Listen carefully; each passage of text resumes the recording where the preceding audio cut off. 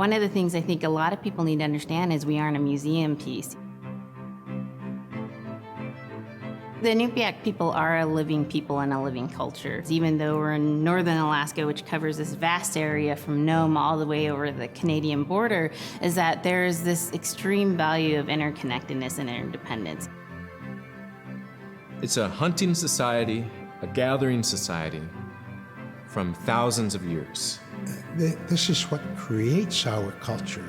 That special relationship between humans and the natural world and the animals, and that it teaches you how to have a society that doesn't do too much harm to the world.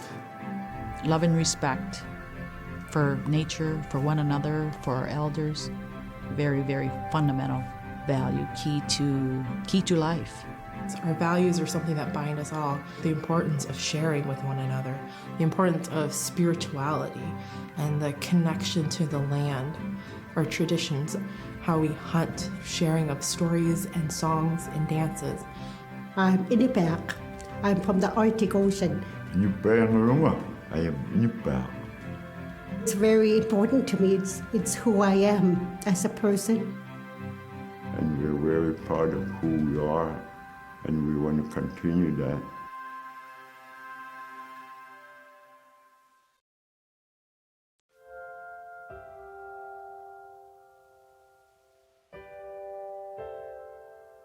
It'd be busy, busy, busy all through the day. You get up and you just go right to work, right to work. There was always something to do. There was never any idle time. The only idle time we had was after we eat and before we go to bed. One of the older people would be relaxing, laying down there and saying, it'd be really nice to hear a story. And then just organically, someone would just start telling a story. Storytelling for the Inupiaq people is very important because it not only created that sense of community, but is a way to pass on wisdom to the next generation. It was like TV, It was just like, it was as good as any movie you've ever seen. And the storyteller told it so clearly that it was just as powerful as any of the greatest movie blockbusters you've ever seen. There was a reason behind the stories that we were told because they held traditional knowledge. They held things that we might need to know in life, whether it was about how to find food or how to survive, or it was about well-being and the importance of connecting with people and being a good member of the community. We all do stories. We all live in stories. We all tell stories to our friends, and they need to be told. They need to be heard.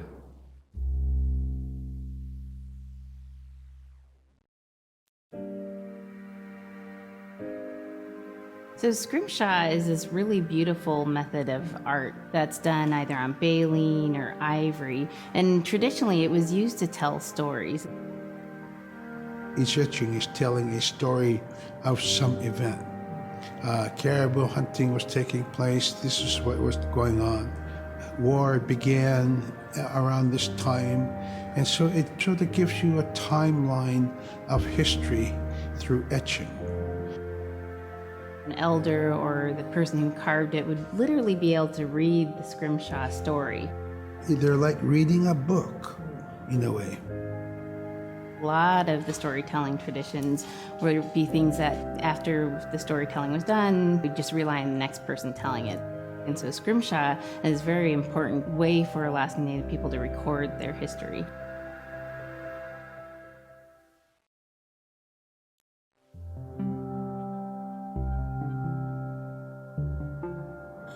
When I was growing up, my grandpa had a pet white fox. If you're a good friend with a fox, when there's danger abound, they try to keep you from getting into trouble. They pull tricks here and there, and foxes are like spoiled little kids in a way. When you let her out, she'd go prancing out in the snow, jumping in the air. I know she was happy then. Come running at me and jump on my chest, knock me backwards, lick my face, and I try not to let it. So that was my memory of my grandpa's pet fox.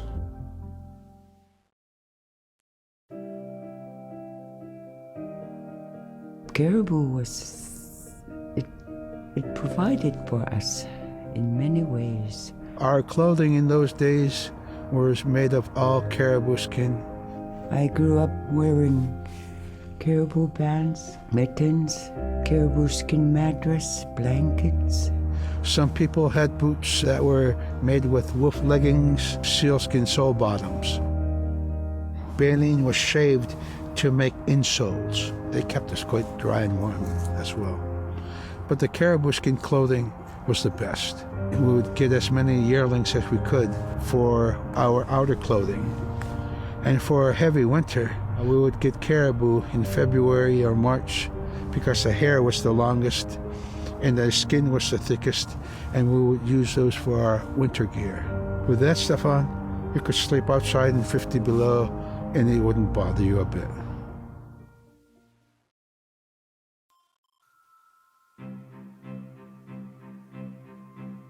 SILA is the weather. It also means the atmosphere.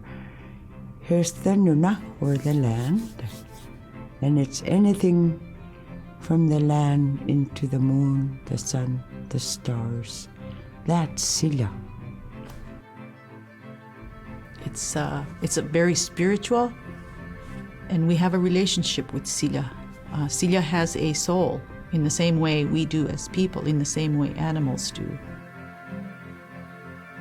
I think spirit helpers in and of themselves are really about how we're connected with things. And so it may be that there is a spirit helper that shows themselves as a bird to show you the way home, or it may be a spirit helper that actually decides to show themselves with the face and body of a man instead of their animal form. And so I think one of the things that's hard to understand is that it's not one way of seeing things, it's one way of knowing you're connected to everything. We've always had that spirituality of everything around us. It's the interaction you have with the air you breathe, the ocean that you gather resources from, the rivers from which you gather fish, the tundra from which you pick berries, the animals that give themselves. It's all of that.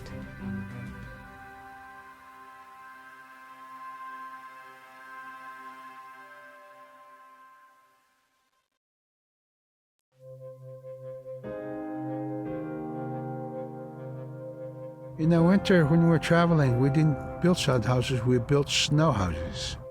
In Canada, they call them igloo, but here in Alaska, we call them apuya. We'd do a day of travel, and then we'd make a apuya. The next day, my father would set traps, spend the day there, rest the dogs, give them something to eat, and then the following day, we continued to the next place. We'd go to my dad's sister, who had a house at Dubarg. They had a small sod house over there. We didn't have to do anything. We just visit with them, and my dad and my sister were glad to see each other, and they'd talk away while us kids played outside or go to sleep. By the time we get back to our home, my father would leave us with our aunt or with my grandmother, and then he'd start on his trips and go check his trap line. We were not into 8 to 5 kind of time, you know. We're in a totally different kind. We're in ecological time.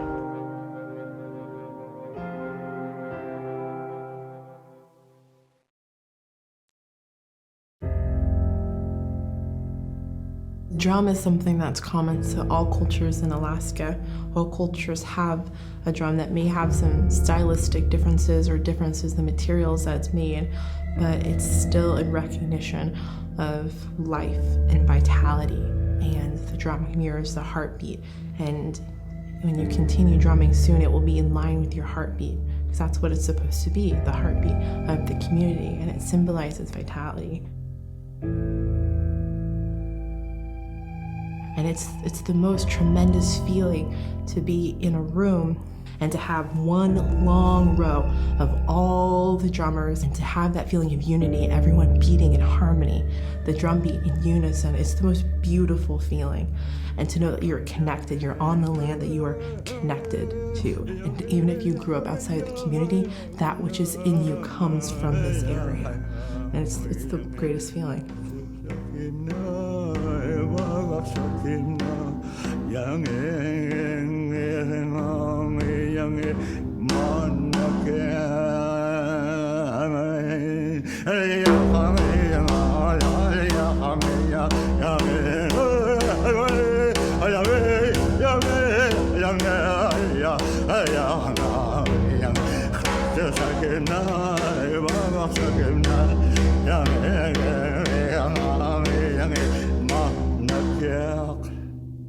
Man, I went at it and look what happens. Oh.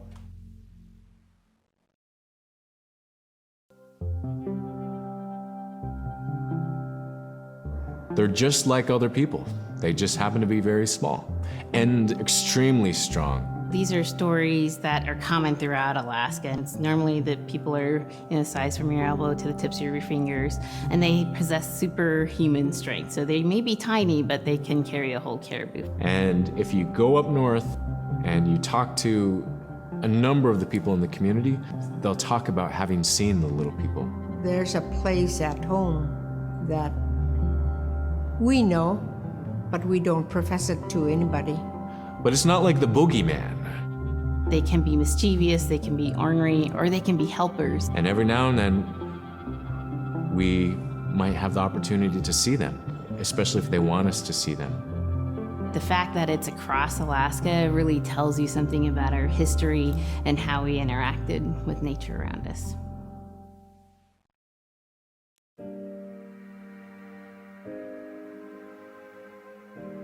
The BOLA is what we call kilamitang. And the kilamitang is made out of braided sinew tied out to some heavy bone which you could twirl. In my case, we're catching ducks. When we're out whaling, sometimes the ducks start flying. And they're good for duck hunting. You know, if you're a whaling crew, you can't make too much noise. So you can't use a shotgun for getting some duck soup handy, you know? So BOLA was a really handy weapon to use for catching ducks. You know, the ducks fly in, you throw it up and tangles up the bird, and down they go.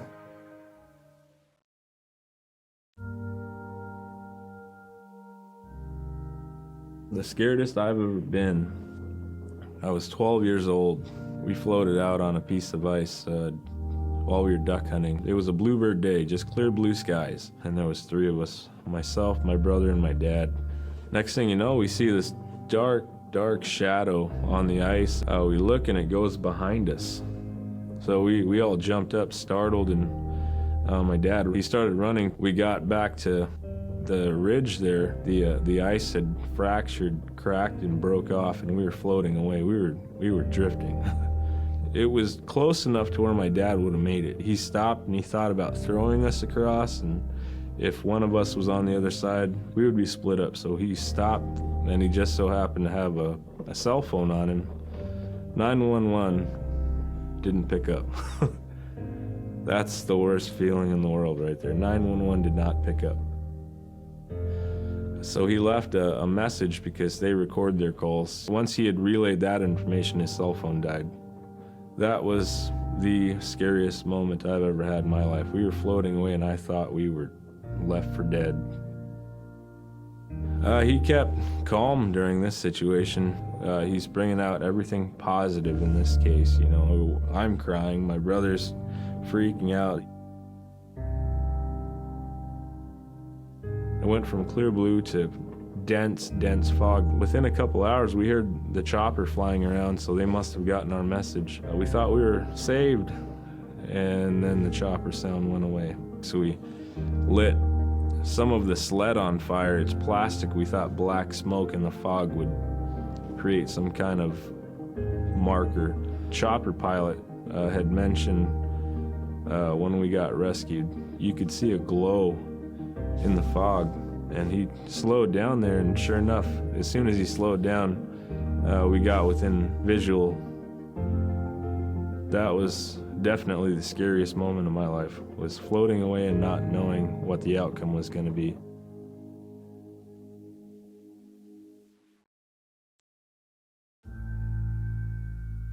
We're very much aware of the climate change. And it's been for many years, even before climatologists were noticing the change, Inuit were already saying, SILA alangoktok. Our climate is changing. If the heat is going the way it is right now, for us it's going to be pretty bad. Different birds are coming, and they're coming earlier, and sometimes rain is more than what we want. Because when there's more rain, we know it's going to melt the permafrost. In my time as a young whaler, when I was 9 years old, we're hunting from ice that was about 25 feet thick. And there was giant icebergs already floating, coming by. That was the first signs of a changing climate. Ice that never broke before was now moving. Now, here it is 50 years later, we're hunting whale from ice that's 18 inches thick. There's no more thick ice. It's creating a malfunction in our whaling season, is what it is. Actually, more than that, all seasons in general. I think we are more scientists than more people will realize. We have more knowledge of those things than people will ever know.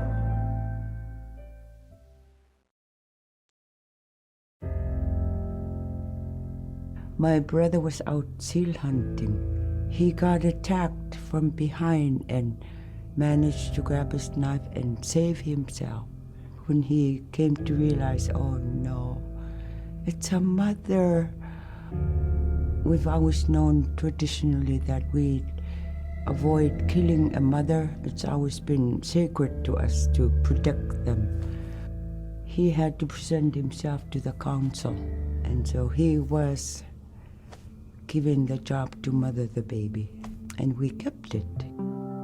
It got so big, it went over the barricade one day and got to the dog food, and that was an indication that, brother better go teach it how to survive on its own. So he did.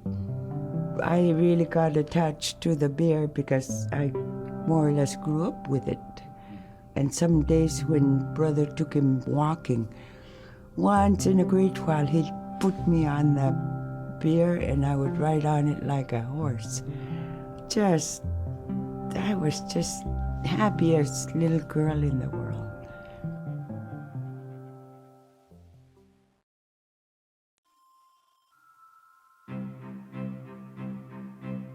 In, Arctic Alaska, hunting is a really important part of life. It's not just about going and shooting something, it's about going and putting food on the table. But more importantly, subsistence hunting isn't just about the insular family unit, it's about feeding the whole community. And I think that's one of the beautiful things about subsistence hunting in Alaska is that people go out and they'll go get, fish, or they'll get a caribou, and they'll get, seals and whales. And one of the first things they'll do is they'll say, I need to take this to the elders. This isn't just about one individual surviving or one family surviving, it's about the whole community. We didn't just go out and kill and put in a freezer. It's like a ritual that I learned from my parents. It's all about relationship. I don't know, I think there's a lot of camaraderie involved. And just being out on the land or being out on the ocean, it's like getting back in tune. I'd rather be out there. To me, once I go out there, it's the world that I learn from.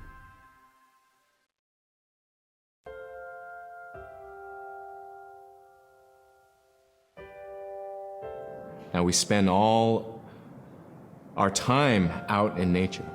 You get very intimate with the world. And over time, if you're living that life, you start to sense that everything has a spirit. There's a consciousness in everything. Everything is alive. If everything is alive, then we want to respect it. And if we're going to use it, we want to use it respectfully.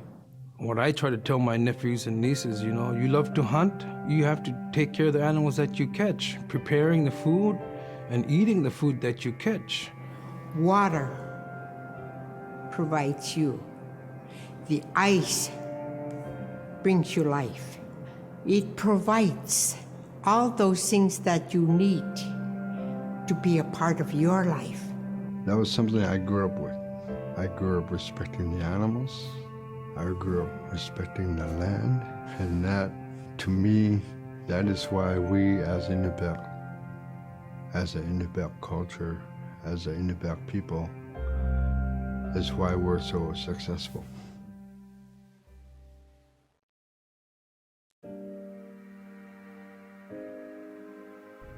I think most central to the ideology of the Inupiat is the idea of sharing. Being able to feed the community, feed others.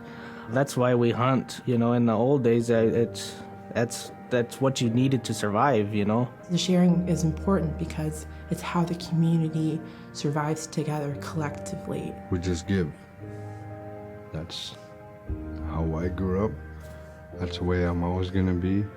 Because of who we are, we always think about other people first. If our people didn't share in the old days, we wouldn't have survived in this harsh, climate, environment.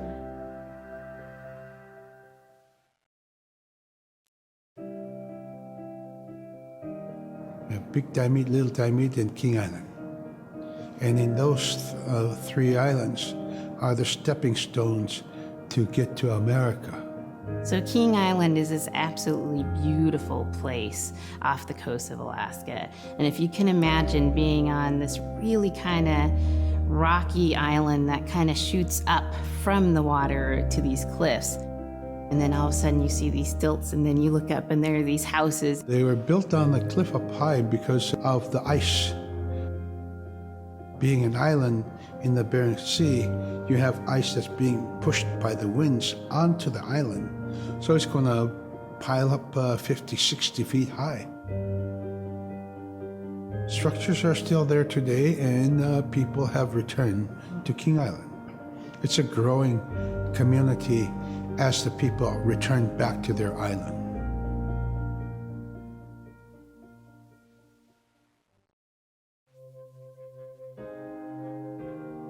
When I was young, my mom, whenever the Northern Lights came out, she'd just whistle. Boy, they come alive. Just keep whistling and that aurora will, just like, you can almost hear it. And then she explained to me a little bit later that those are children, and children who've passed away when they were children. You don't want to draw them in too much, is what she said, because then they could play football with your head, play Eskimo football, and that's what they want to do. They're always playing, those children up there. Don't play out without your hood on. If you don't have your hood on, the aurora person is going to come down and chop your head off and play ball with your head. It wasn't like they were trying to do bad, or it was like a scary story or anything like that. It was just, that's how it was, that's what it was.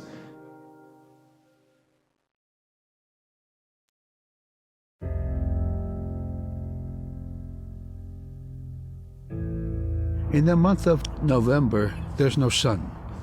So during that dark time, we travel by the light of the moon. It's quite different. Everything was silver and black.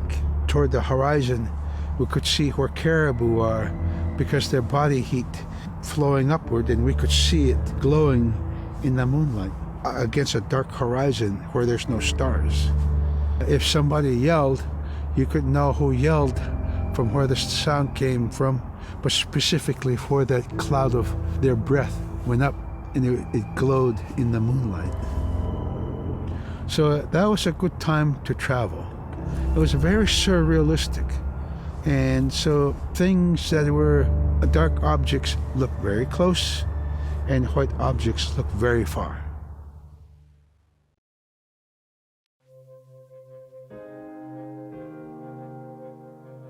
We are taught that there's no hierarchy.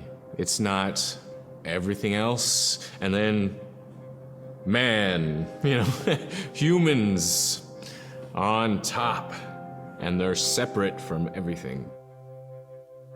We're taught that everything is equal and that all the animals have a human form or can be seen in a human form. And so they have just as much or more intelligence. In fact, have a lot to teach people.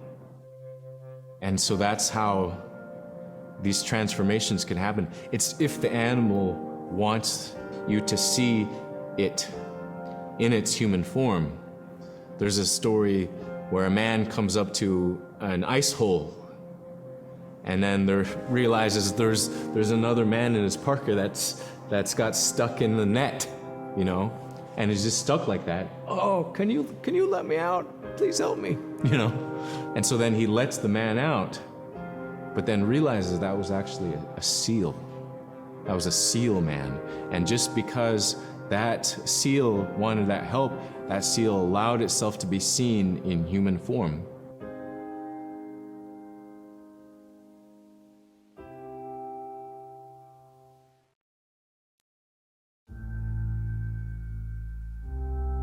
We have our Dimi, the body, which returns to Nuna, the earth. And we have Atik, who is our name that has been passed down to us over the generations. The spirit of our Atik lives on so long as man remembers that name. It would be hard to describe what happens after death. The feeling is that when our Anik returns to SILA, then that may be reborn if the name is passed on to a new child who can then retain some of the memories of the original name. And so it's not uncommon for grown-ups or adults to meet a child who has the same name maybe as their grandmother and say, "Hi, Aka," which means grandma, "Hi, Appa," or "Hi, little mom," or "Hi, little dad," because it's the traditional belief that the soul, is continuing on. Humans are renewed and replenished over time. Just like our plants. Every year, flowers are born and bloom and they die. Next year, they are born again.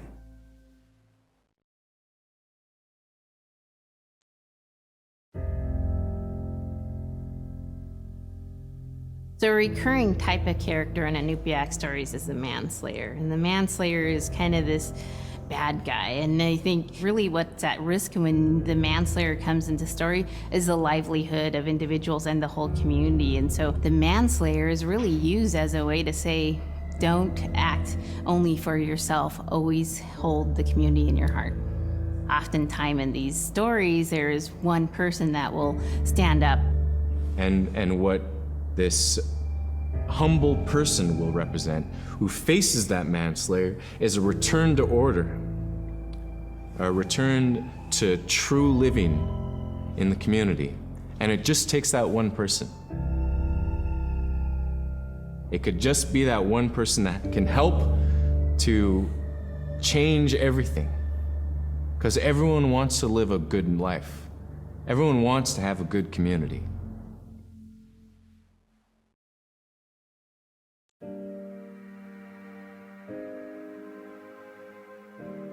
With regard to the environment, the blizzards have been one of the key elements that have impacted the survival of people, especially in the hard winter. We know a blizzard is coming when the moon is starting to get fuzzy. We also look at the stars. When the stars are twinkling fast, we know a storm is approaching. We look to the clouds in the sky to give us a direction the storm is coming from. We learn these as children by observing weather on a daily basis.